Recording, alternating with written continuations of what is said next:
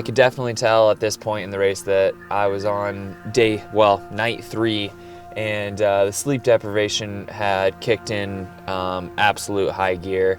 Even while the sun was coming up in the morning, as I was coming into Aosta, we were descending down a mountain, and I found myself slipping onto my butt on many occasions, having a really hard time staying awake. Even 100, 150, 200 milligrams of caffeine at a time were doing very, very little for me. What? Is this a life base? No. You have 13 miles, 12 miles, so it looks like this. Miles? 300K is the life base. Okay. 287. Oh, 287, sorry. So not. A nap? That's what I need. I was on a great pace through the night and I was just knocking it out. I need to just stop talking and go lay down. Yeah, I know. I'm trying to find your mask for you. You said don't forget the earplugs this time. Yeah. I wanted to be here earlier, but Start taking your shirt off. I am losing my mind. Yes. Luke was saying that it's not supposed to rain till like way late tonight. Okay. If you could double check that I will before life base. There's no signal here. After I ate a bowl of pasta, I took another nap, and when I woke up, I was surprised to see that the first, second, and third place were coming through for the tot runners, which was the shorter distance race. He'll be over there in a second. Thank you. Thank you.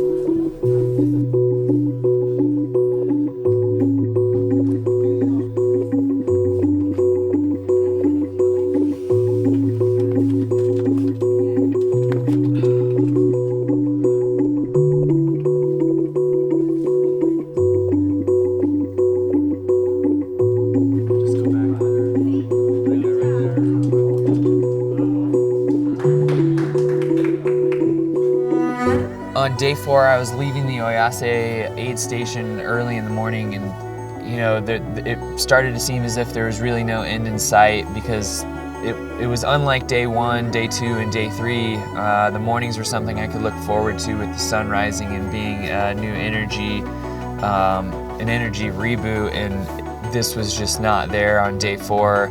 It kind of made no difference whether the sun was up or down. I was in a really painful spot where just finishing the race was really all I cared about. However, it didn't really seem like it ever was going to end at this point.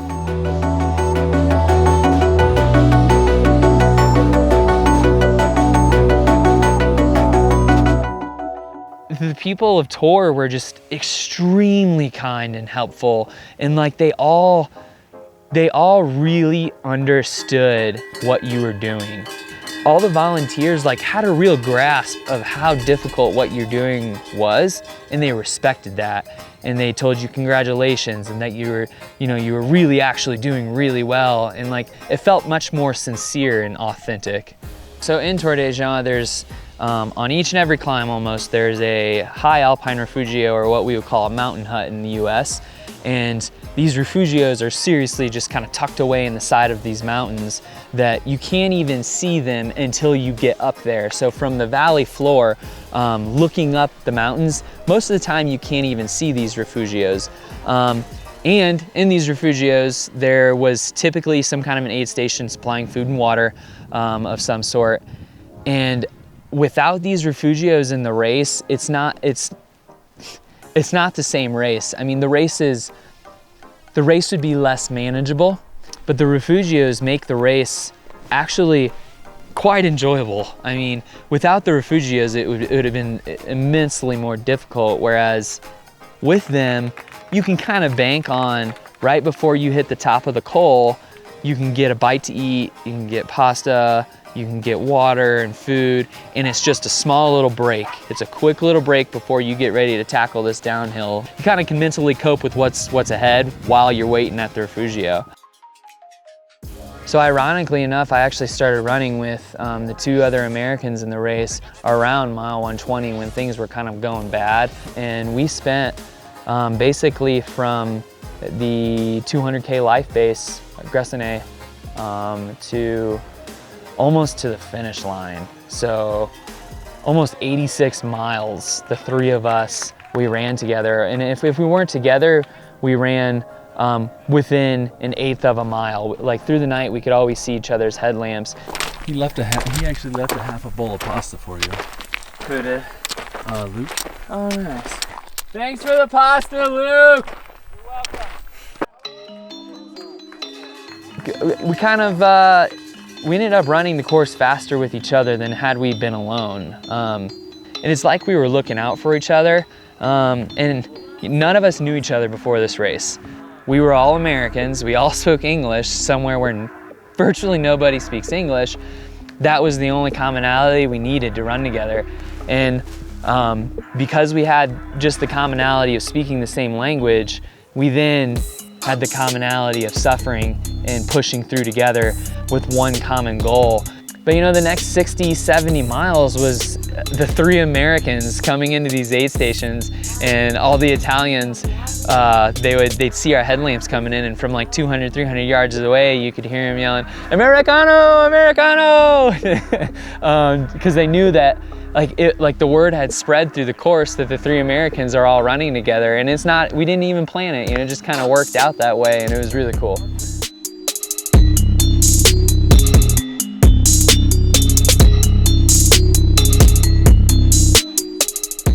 For the last part of tour, my body was completely falling apart, and I was dealing with multiple ankle problems. Both of them had swollen up to the size of softballs and were completely taped over.